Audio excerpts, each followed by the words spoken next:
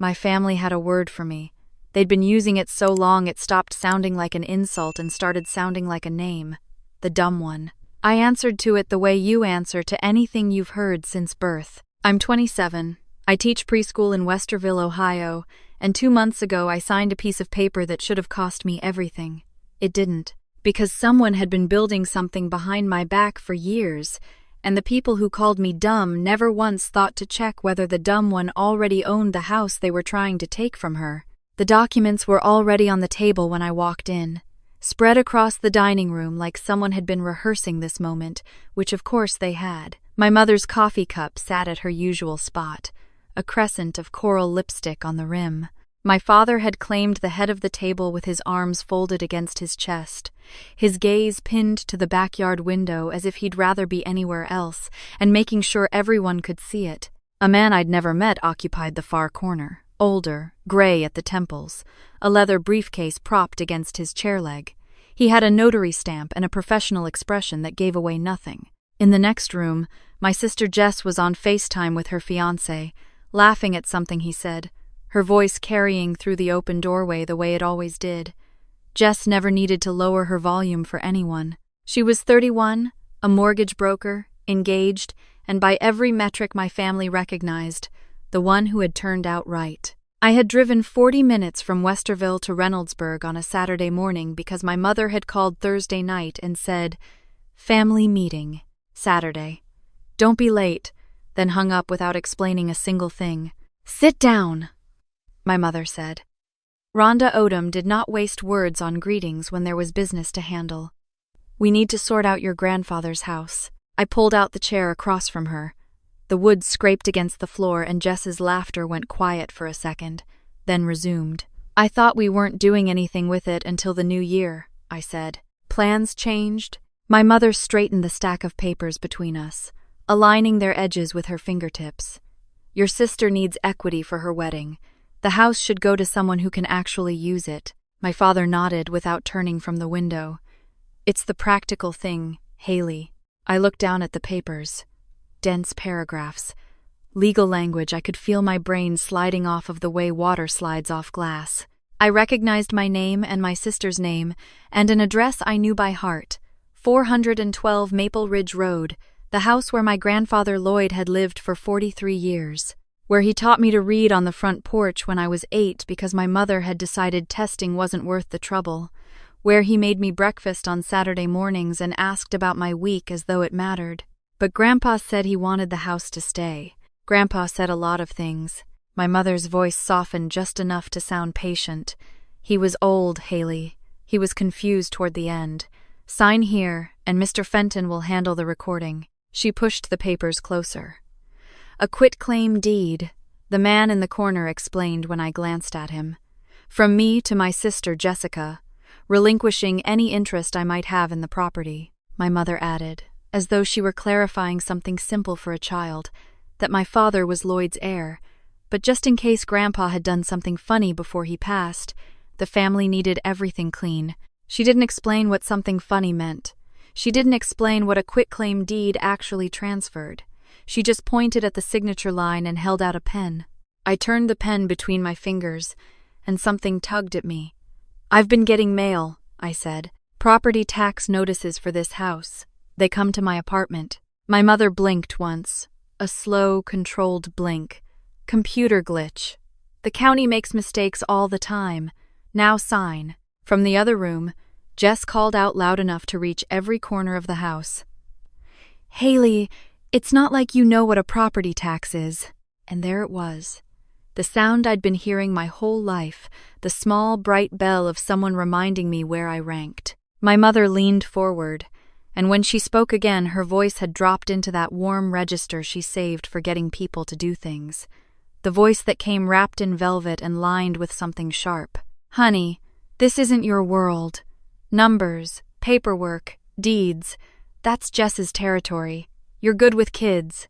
Let us handle the grown-up stuff." I looked at the pen.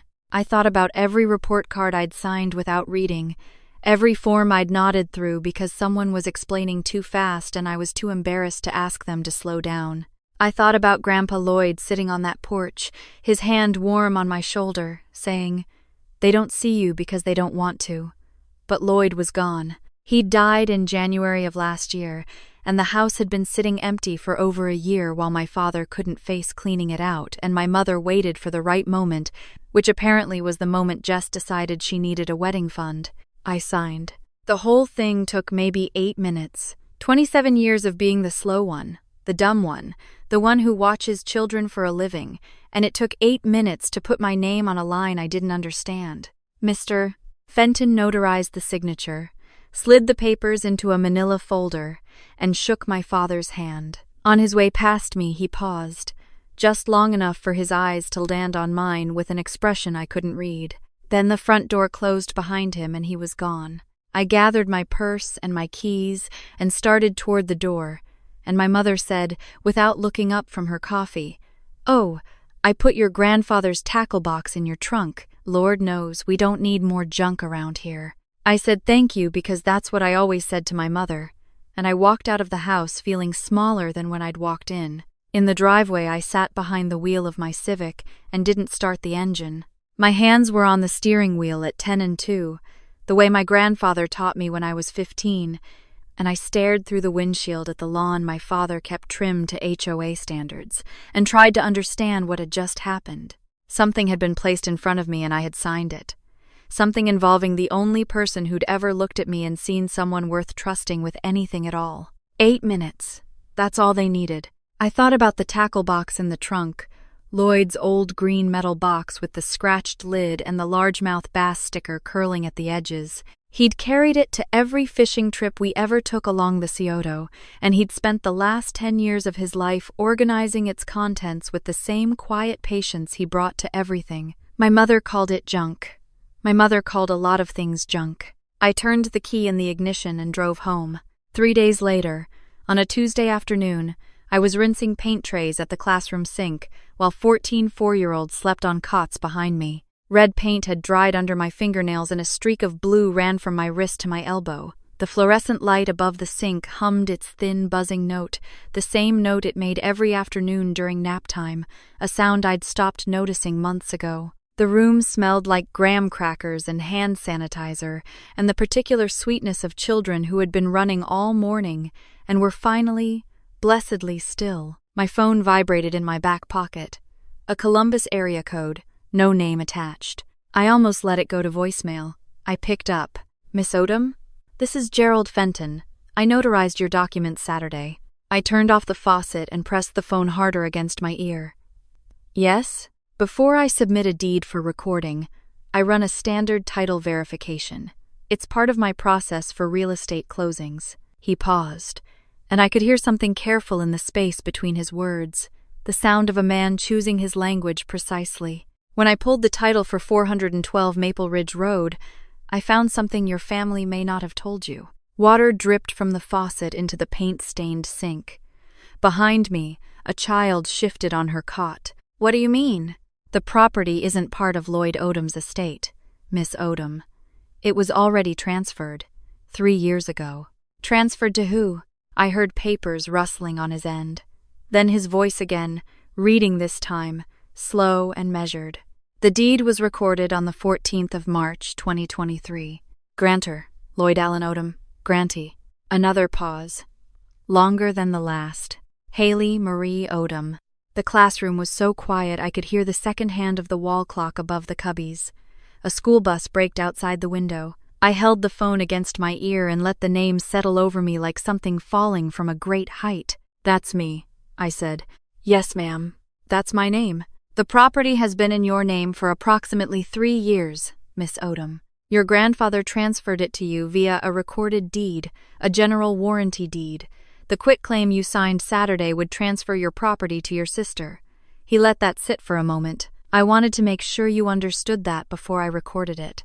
My legs softened under me and I lowered myself onto the edge of the nearest cot. A boy named Marcus, 4 years old, the one with the stutter I'd been working on all semester, opened one eye and squinted up at me. "Miss Haley, you okay?"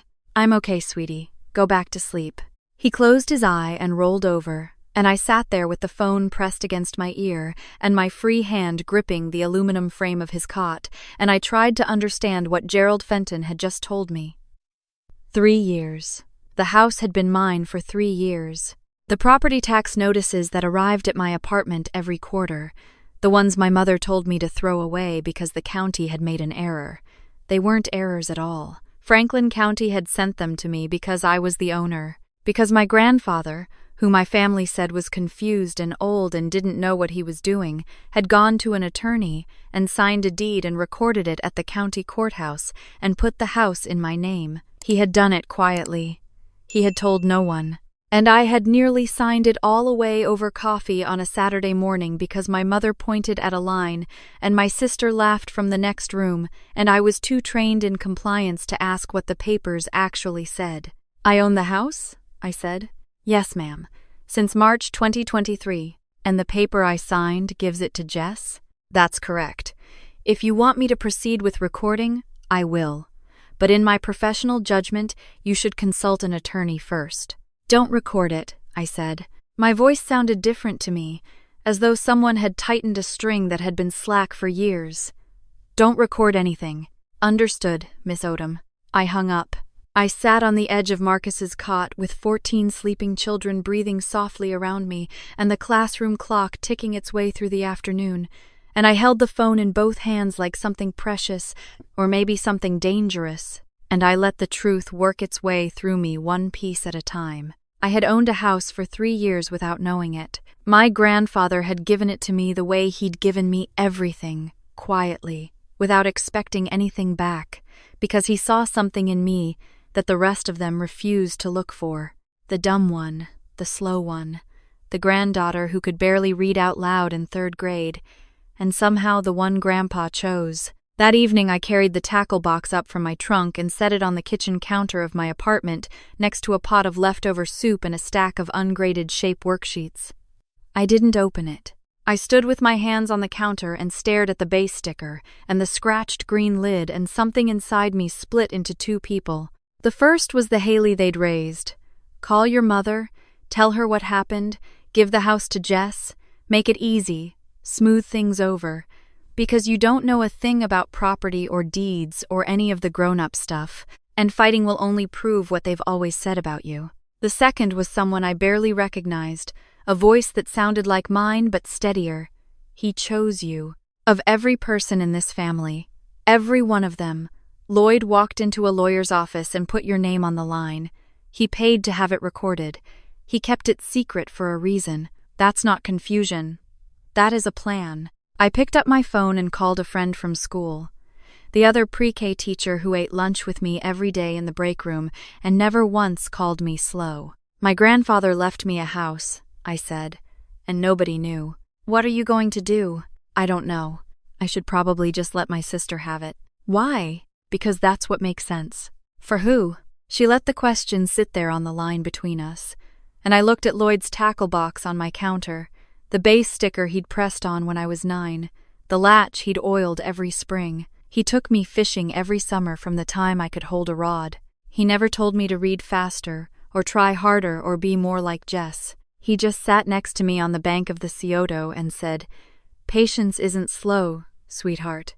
Patience is smart." I didn't open the tackle box that night, but I didn't call my mother either. And that was the first decision I had made for myself in years. The choice to do nothing, to wait, to sit with an uncomfortable truth instead of smoothing it over for someone else's comfort. Tomorrow I would figure out what to do. Tonight I stayed where I was, letting the weight of what my grandfather had done settle into the quiet of my kitchen, and I did not give it away. The next morning I called in a personal day at the preschool. The assistant director said she hoped I was feeling better, which meant she assumed I was sick, and I let her assume it because the truth was too strange to say out loud. "I'm taking the day off to go downtown and look at a piece of paper with my name on it so I can make sure my dead grandfather really did give me a house." That sentence belonged to someone else's life.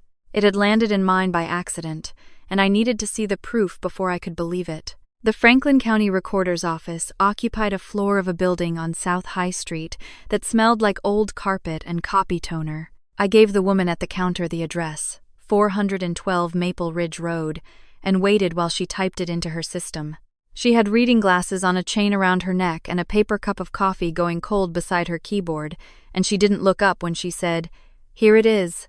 She turned her monitor so I could see. General warranty deed, with Lloyd Allen Odom listed as the grantor and Haley Marie Odom as the grantee. Recorded the 14th of March 2023 at the Franklin County Recorder's Office. Filed, stamped, indexed, assigned a document number. Official in every way a piece of paper can be official. And on the scanned image of the original, in the blank where the grantee's name had been printed, I could see my grandfather's handwriting. The slight leftward tilt, the careful capital H. He had written my name himself. I asked for a certified copy.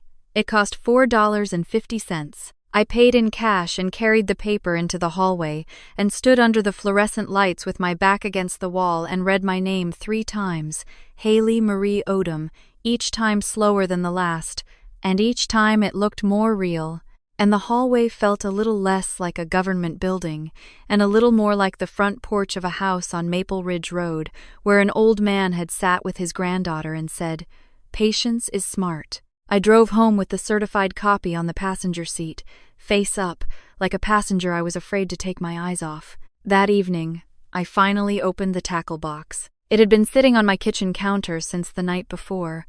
Lloyd's green metal box with the scratched lid and the base sticker I'd watched him press on when I was 9. I unlatched it and lifted the lid and the smell came up all at once. Lake water and WD-40 and something faintly metallic, the particular scent of fishing hooks and old lead sinkers, and hours spent on the bank of the Scioto doing nothing in the best possible way. The hooks were organized by size in the top tray, each one in its own little slot. The lures were hand-tied, feather and thread wrapped tight around barbed steel, and they looked the way they always had, patient and precise, the work of a man who knew in his bones that doing something right mattered more than doing it fast. I lifted the top tray out and set it beside my soup pot. Underneath, tucked in beside a bag of split-shot sinkers, I found a folded newsletter. Worthington Rotary Club, Spring 2022. The front page had a group photograph, and there in the center was my grandfather with his arm around a younger man I'd never seen. The caption read, "Lloyd Odom and Theo Rankin at the annual service dinner." I stared at the name. Theo Rankin. It meant nothing to me. I set the newsletter beside the certified deed and kept looking. Deeper, in a small compartment designed for extra treble hooks, something caught the light. A key. Flat, brass, no bigger than my thumb. A strip of masking tape wrapped around the head with my grandfather's handwriting. First National, Box 1247. A safe deposit box key. He had taped it down with a square of electrical tape to keep it from rattling, then buried it under fishing supplies in the one container he knew would end up with me, because my mother had looked at 43 years of memories organized in green metal and called it junk, and junk was what Haley got. I sat back on the kitchen stool and stared at the contents spread across my counter. The deed, the newsletter, and the key, each one placed inside the tackle box like a layer in an archaeological dig, and each one pointing somewhere specific. The newsletter pointed to a name, the key pointed to a bank, and the deed pointed to me. Lloyd had not been confused. Lloyd had been building something. He'd started in 2022, or maybe earlier, and he'd laid it out piece by piece the way he tied his lures, with steady hands and a purpose that didn't need to announce itself. He had planted breadcrumbs and hidden them in the one place he knew would reach me, because Rhonda would always give Haley the leftovers, the things nobody else could use. Everything the family threw away had been carrying me toward this moment. The next morning I found a phone number for Theo Rankin, attorney at law, Worthington, Ohio. His office was listed above a dry cleaner on High Street, and when I called, a woman answered and asked if I had an appointment. I said I didn't, but that my grandfather was Lloyd Odom, and there was a pause on the line that lasted long enough for me to hear the dry cleaner's machines humming through the floor. Then the woman said, "Can you come in at 2?" His office was small and tidy, a desk with an inbox, a computer, and a framed Rotary Club plaque on the wall. On the credenza behind him, a photograph in a wooden frame showed 2 men standing on a riverbank with fishing rods. One was my grandfather, the other was the man sitting across from me now. And between them, resting on the ground, was Lloyd's green tackle box. I'm Haley Odom, I said. Lloyd Odom's granddaughter. Theo Rankin leaned back in his chair and looked at me for a long moment, and what I saw in his face was something I had almost never seen directed at me. Recognition, as though he'd been expecting me to walk through that door for years. I've been waiting for you, he said. Waiting? Your grandfather told me, when they come for the house, and they will, my granddaughter is going to need help. He first came to me in 2022. We spent months planning. The deed was signed and recorded March 2023. I sat there with my purse in my lap and my hands folded the way I folded them during parent-teacher conferences, tight, controlled, giving nothing away, and I tried to understand what he was telling me. He knew they'd try to take it? He knew who Rhonda was. He knew what Jess would do. He came to me because he wanted this done right. General warranty deed, recorded at the county. A completed transfer. He didn't use a will because a will can be contested in probate. He wanted something finished. Something that couldn't be undone by a family meeting and a pen. My throat tightened. Why didn't he tell me? Theo Rankin was quiet for a few seconds. Then he said, gently, as though he'd been waiting 3 years to deliver this particular sentence, he was afraid you'd give it back. And that landed somewhere in the center of my chest and stayed there, because it was true. If Lloyd had sat me down on the porch and said, Haley, I'm giving you the house, I would have shaken my head and told him to give it to Jess. Jess needs it more. Jess knows what to do with a house. I'm just the one who teaches 4-year-olds. I would have handed it back the way I'd been handing things back my entire life. Cheerfully, instinctively, because somewhere along the way I'd been taught that keeping something for myself was selfish, and giving it away was the price of being allowed to stay in the family. Lloyd knew that. He'd watched it happen for 27 years.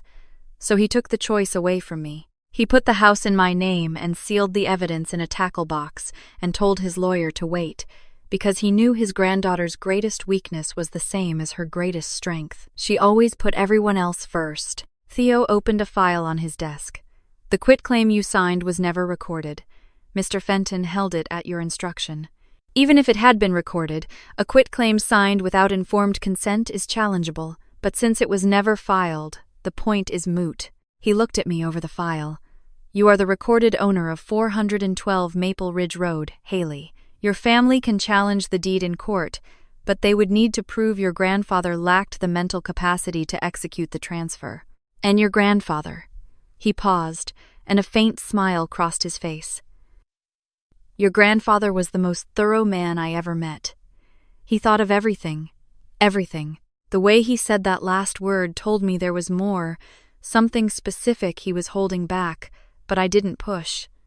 I had enough to carry for one afternoon. What if they fight it? I asked. Let them try. Friday morning, I drove to the First National Bank branch on Sawmill Road with the brass key in my jacket pocket and my driver's license in my hand. The safe deposit box room was in the basement, cool and fluorescent, with metal drawers lining the walls from floor to ceiling. The clerk scanned my ID and typed something into his terminal, then looked up. You're listed as the authorized party, Miss Odom. Another layer. Another breadcrumb. Lloyd had added my name to the access list. Probably the same week he recorded the deed. One more piece in a structure he'd been building while the rest of the family went on calling him confused. Box 1247 was small, the size of a shoebox. I carried it to the private viewing table and sat down and opened it. Inside, on top, lay a sealed envelope. Cream-colored, the kind you buy at a stationery store, heavier than standard paper. On the front, in my grandfather's handwriting, 5 words. For Haley. Open when you need it.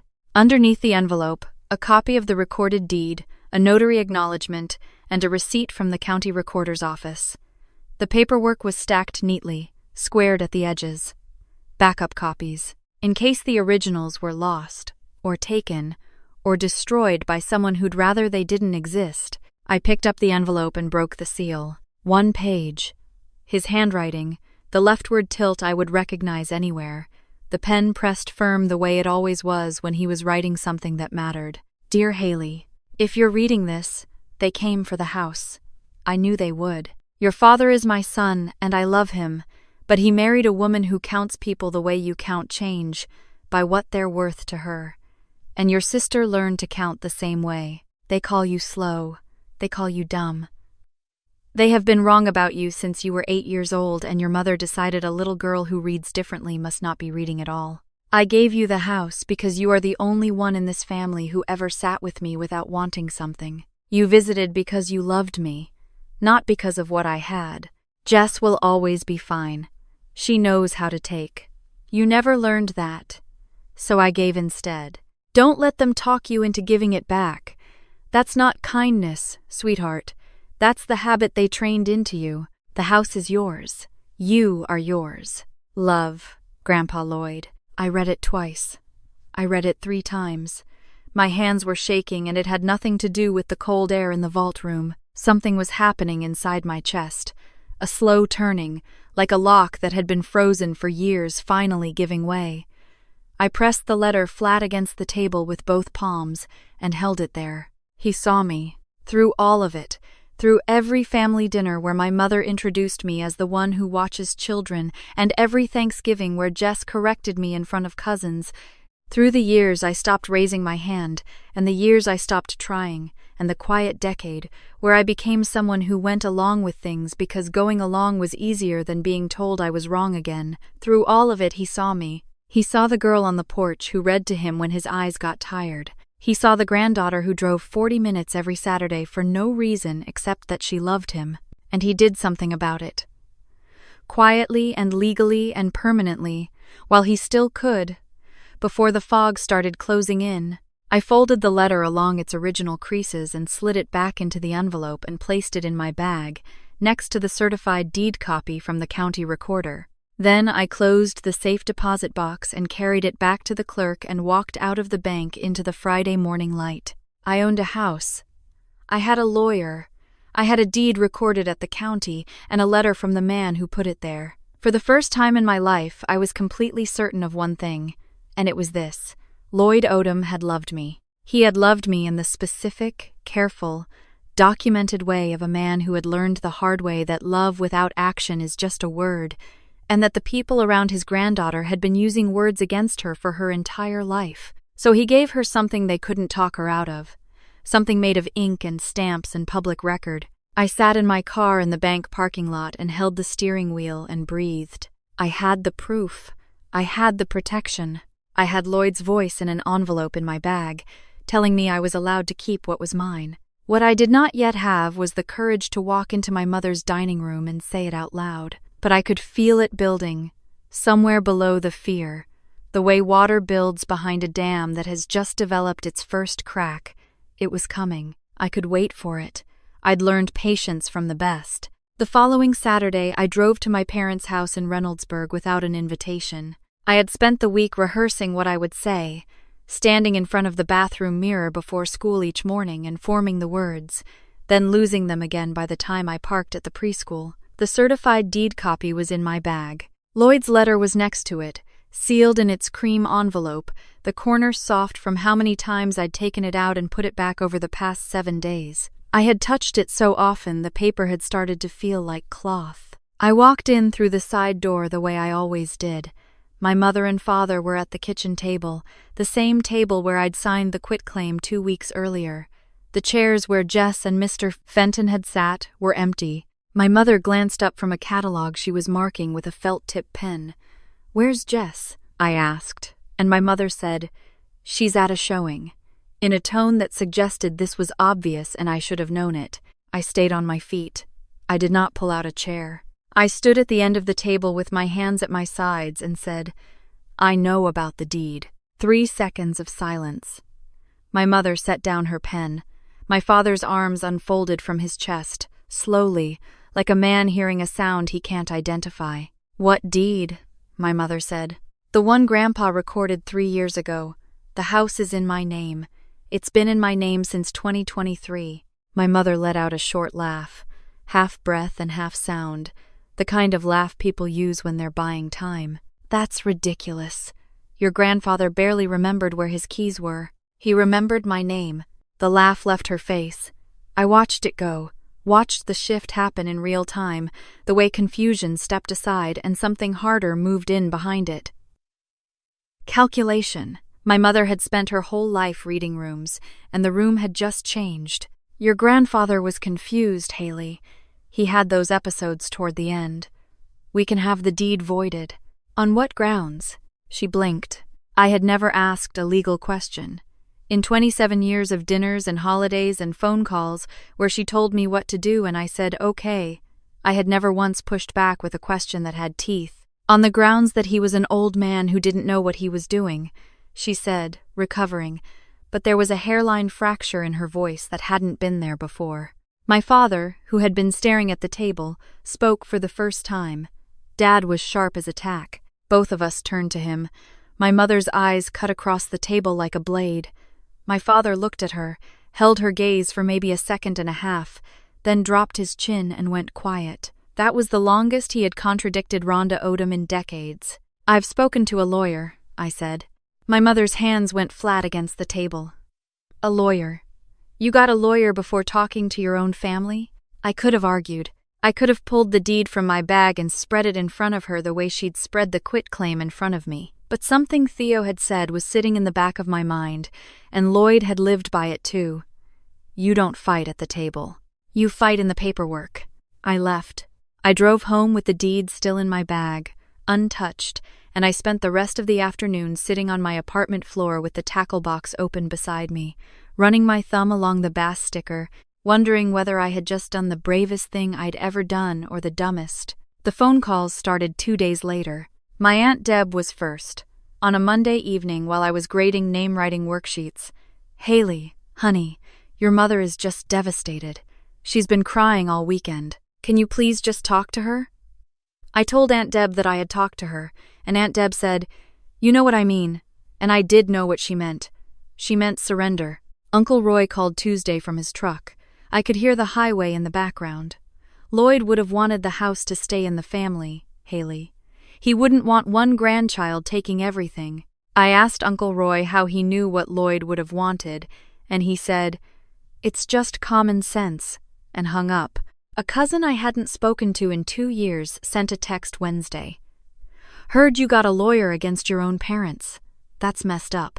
I typed 3 different replies and deleted all of them and set my phone face down next to Lloyd's tackle box and stood there for a while in the quiet of my kitchen. Thursday, Jess called. She didn't yell. She was calm in the way she was always calm when she was about to say something designed to land in the softest part of you. I'm not mad, Haley. I just think you need to really consider what you're doing. Grandpa was sick. Everybody knows that. And it's going to look really bad when people find out you took advantage of a man with dementia. She paused. I'm trying to protect you. I almost laughed. Jess, protecting me. Jess, who'd spent our entire childhood correcting me in front of company. Who'd told my mother's friends at Thanksgiving that I was basically a babysitter. Jess was not trying to protect me. Jess was trying to get a house she could flip for wedding money. But the way she said it, the practiced concern in her voice, the way she made it sound like she was the generous one and I was the problem, it worked. It always worked. That was the whole trick, and it had been working on me since childhood. 2 weeks passed like that. Each call scraped away a layer of the armor I'd built since the bank vault, since Lloyd's letter, since Theo's office. The family had a story, and the story was simple. Haley tricked a confused old man into signing over the house. She's stealing from the family. My mother told it to everyone she knew, and everyone she knew called me to pass it along, and with each call the version hardened a little more, the way a rumor sets like concrete. By the end of the 2nd week, there was not a single person in my extended family who had asked the one question that mattered. Why did Lloyd choose Haley? It never occurred to any of them. It was easier to believe I'd cheated than to consider the possibility that the dumb one had been chosen on purpose. The letter from the attorney arrived on a Wednesday evening. I found it in my mailbox when I got home from school, a long envelope with a return address I didn't recognize. Certified mail, signature required. I carried it upstairs to my apartment and sat on the kitchen stool and opened it under the overhead light with the tackle box sitting 2 feet away, where it had been since the day my mother handed it off like garbage. Inside was a letter on legal stationery from a firm called Henshaw and Pratt, representing Rhonda Odom. Attached were copies of medical records from my grandfather's physician. The diagnosis was dated September 2023, 6 months after the deed was signed. Early-stage dementia with recommendation for neurological follow-up. But the cover letter framed it differently. Evidence that Mr. Odom suffered from cognitive decline at the time of the purported transfer of real property, calling into question the grantor's capacity to execute a valid conveyance. Attached to the back, a formal notice of intent to challenge the deed in Franklin County Probate Court. I read the medical records slowly, the way I'd learned to read when I was 8, and every word was a fight. Cognitive decline, impaired judgment, progressive, with a recommended evaluation by a specialist. I pictured my grandfather's face, the way he looked sitting across from me at his kitchen table, his eyes clear and focused, his hands steady as he tied a fishing lure. I heard his voice asking about my students, remembering their names, asking how the little boy with the stutter was coming along with his reading. And then the other voice, the one my family had spent my whole life installing in my head, came back louder than it had been since the day I walked out of Theo's office. "You're too dumb to see what's happening. You trusted a sick old man because you needed to trust someone, because you needed someone, anyone, to think you were worth something, and now a law firm is telling you the truth you've been too stupid to accept."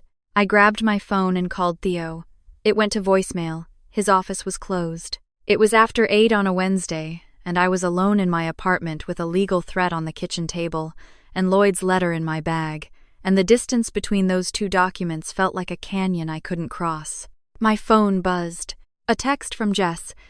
"Just give it up, Haley. You're embarrassing yourself." I sat on the floor. The tile was cold through my jeans. The certified deed copy was on the kitchen table. Lloyd's letter was in my bag on the chair.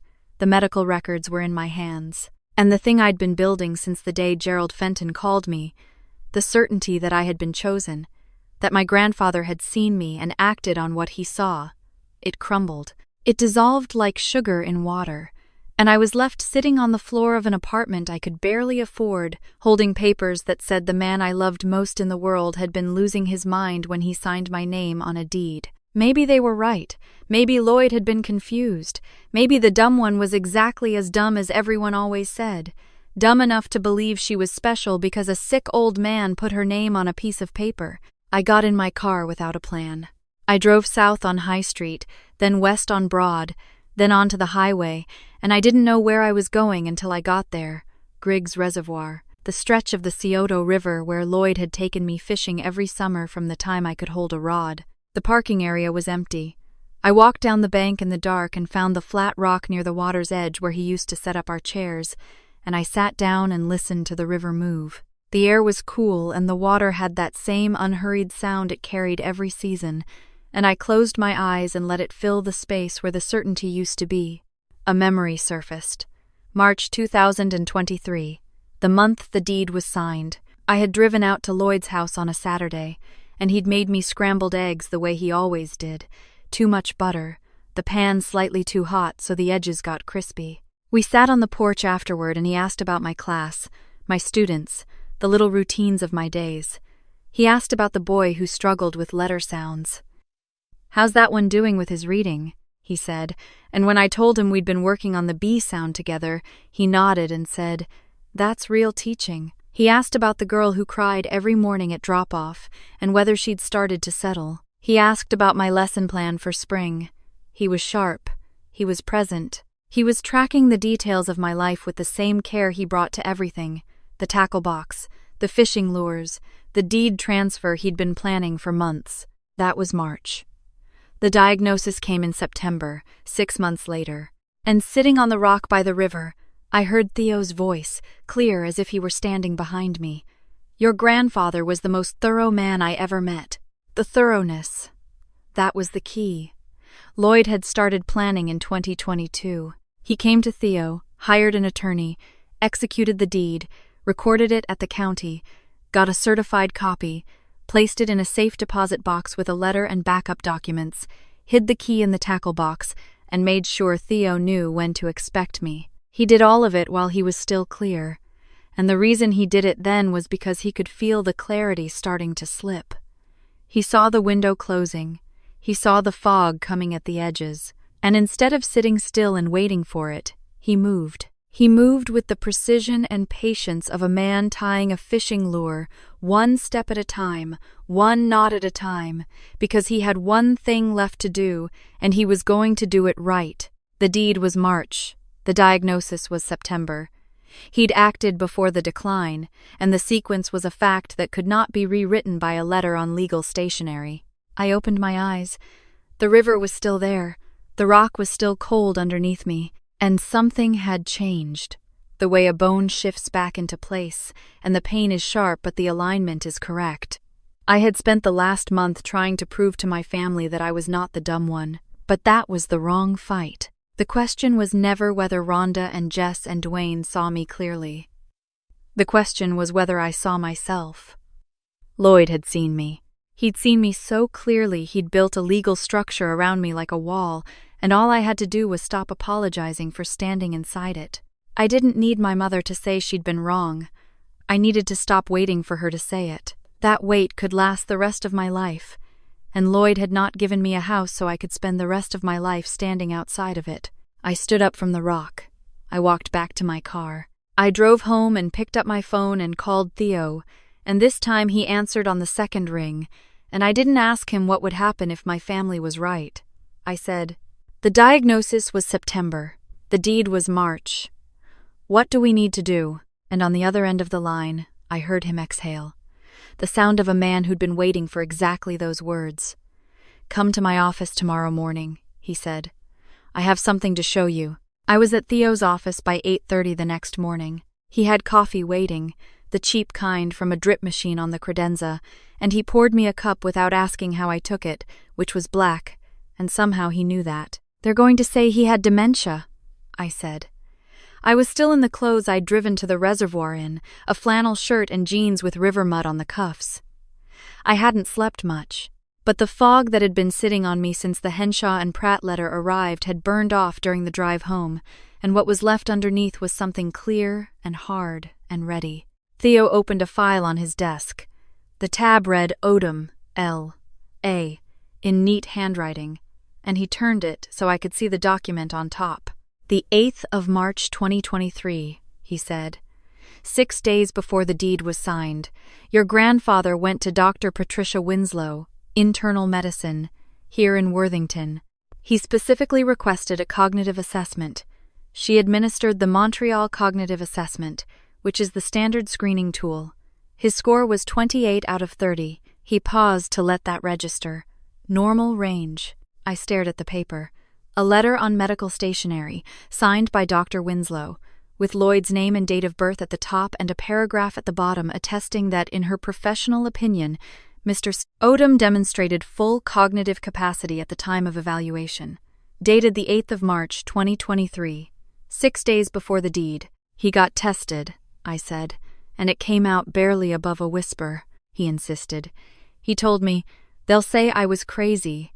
Get me the paper that says I wasn't." Theo turned the file toward me fully. "I have the original letter, signed by Dr. Winslow, attesting to your grandfather's full capacity at the time of the transfer. He anticipated every move your family just made. The challenge, the medical records, the claim of cognitive decline. He saw it coming 3 years ago, and he made sure there was an answer waiting." I put my coffee down because my hands were shaking again, the same way they'd shaken in the bank vault when I read his letter. My grandfather had spent his last clear months building a fortress around me, and the fortress was made of paperwork, deeds, and letters, and keys, and doctor's notes, and a brass safe deposit box key hidden in a tackle box that smelled like the river. He had fought for me the way he tied his fishing lures, one careful knot at a time, because he knew I had never learned to fight for myself, and he was running out of time to teach me. "I want to bring them to the house," I said. "I want them to see all of it." Theo studied me for a moment. "I'd recommend that. The property is yours, and I think you should bring them there and present the evidence. You don't need a courtroom. You need them to look at these documents and understand that contesting this deed will cost them money they don't have for a case they won't win. They won't listen. They don't have to listen, Haley. They have to see. The deed, the cognitive assessment, the tax records. Once they see it, their attorney at Henshaw and Pratt will tell them there's nothing to litigate. He folded his hands on the desk, and his voice changed, got quieter. The legal question is settled. The question you need to answer is different. What kind of relationship do you want with these people afterward? I looked at the photograph behind him, the one of Lloyd and Theo on the riverbank with the green tackle box between them, and I thought about that question for a long time before I answered. I want them to know the truth, I said. What they do with it is up to them. 4 days later, on a Saturday morning, I parked in the driveway of 412 Maple Ridge Road. My house. I'd been here twice since Lloyd died, both times to check that the pipes hadn't frozen and the furnace was running, walking through the rooms quickly with my coat on, afraid to stay too long because it hurt too much. This time I unlocked the front door and walked in and opened every window on the first floor. The house smelled like dust and pine sol, and something underneath both of those, something warm and faintly sweet that I couldn't name but that my body recognized the way it recognized Lloyd's voice on the phone, instantly and completely. His kitchen, his air, the smell of peppermints from the jar on the counter and the cedar closet in the hallway, and 50 years of someone's life soaked into the walls. His chair was still at the head of the kitchen table. His mug still hung on the hook by the sink. I put my bag on the counter and took out the 3 documents Theo and I had organized into a manila folder, and I laid them on the table in order, left to right. The certified deed, the cognitive assessment letter from Dr. Winslow. 3 years of property tax notices from Franklin County, addressed to me. Then I sat down in the chair opposite Lloyd's and waited. Theo arrived first and took a seat by the window with his briefcase on his knees. Then my mother's car pulled into the driveway, and I heard 3 doors open and close, and my mother came through the front door first with my father behind her and Jess bringing up the rear. My mother saw Theo and stopped in the doorway, and her posture changed the way a cat's does when it spots something unfamiliar in the house. "I don't know why we're doing this here," she said, "because this is my house." I said it evenly, without raising my voice, and the sentence hung in the kitchen like the last note of a bell. I had never said those 4 words before. My mother's jaw tightened. Jess leaned against the doorframe with her arms crossed and her eyes on the documents on the table. 3 things, I said. I picked up the first document. This is the recorded deed at Franklin County, the 14th of March 2023. Grantor, Lloyd Allen Odom. Grantee, Haley Marie Odom. It's been public record for 3 years. Anyone could have looked it up. I set it down. I picked up the second document. This is a letter from Dr. Patricia Winslow, Grandpa's physician, the 8th of March 2023, 6 days before the deed was signed. Grandpa went to her office and asked for a cognitive assessment. She gave him the standard screening test. He scored 28 out of 30, normal range. I set it down next to the first. He knew you'd claim he was confused. He got the paperwork before you thought to ask. I picked up the third. A stack of envelopes, each one with a Franklin County return address, each one addressed to Haley Marie Odom at my apartment in Westerville. Franklin County has been mailing me the property tax bills since 2023, because I'm the owner. The computer glitch you told me to ignore was the county doing its job. The kitchen was quiet except for the tick of Lloyd's wall clock, the same clock that had been ticking in that room since before I was born. My mother turned to Theo. "This won't hold up. We'll take it to court." Theo spoke calmly, the way he spoke about everything, as though the facts were so clear they didn't require emphasis. "Mrs. Odom, a recorded warranty deed accompanied by a contemporaneous cognitive assessment from a licensed physician is extremely difficult to challenge. Your attorney at Henshaw and Pratt will confirm that. I'd encourage you to consult with them before committing to litigation you're unlikely to win." Jess pushed off the doorframe. "This isn't fair," she said, and her voice cracked on the second word. "I'm the one who works in real estate. I should have." She stopped. The sentence died in her mouth, and I watched the irony land on her face like a hand. She was a mortgage broker. She ran title searches for a living, and she had never once checked the title on her own grandfather's house, because it never occurred to her that the dumb one might already own it. My mother pivoted. She had lost the legal argument, and she knew it, the way she always knew when a door was closing, and she reached for the only weapon she had left. "After everything we did for you," she said, and her voice dropped into that register I had been hearing since I was a child, the one that was supposed to make me feel small enough to fit back inside the shape they'd made for me. "After we raised you, and you steal your grandfather's house." The old Haley would have broken. The old Haley would have slid the deed across the table and said "I'm sorry" and driven back to Westerville and called Jess to apologize for making a scene. I could feel that version of me standing just behind my shoulder, reaching for the papers, whispering that it wasn't too late to make this go away. But Lloyd's letter was in my bag on the counter, 2 feet behind me, and his words were louder than the whisper. "Don't let them talk you into giving it back. That's not kindness, sweetheart. That's the habit they trained into you. You raised me," I said, "and every day of it, you told me I was the dumb one. You told my teachers not to bother testing me. You introduced me to your friends as the one who watches children for a living. You sat me at a table 5 weeks ago and told me I was too dumb to own a house." The clock ticked. My mother's hands were flat on the table. Theo was still by the window. Jess was in the doorway. My father was looking at Lloyd's chair. Grandpa sat at this same table and taught me to read. He drove me to the library every Saturday.